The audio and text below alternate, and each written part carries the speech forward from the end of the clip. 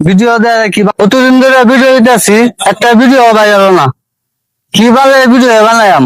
Video viral না, camera বেচে video Khayyam. ভাই হ্যাঁ ক্যামেরা দেখি আমার দুটা সিগারেট দেন। দুটো সিগারেট দিব, দুটো সিগারেট দিলে দিব। আচ্ছা ঠিক আছে, তাহলে রাখলাম।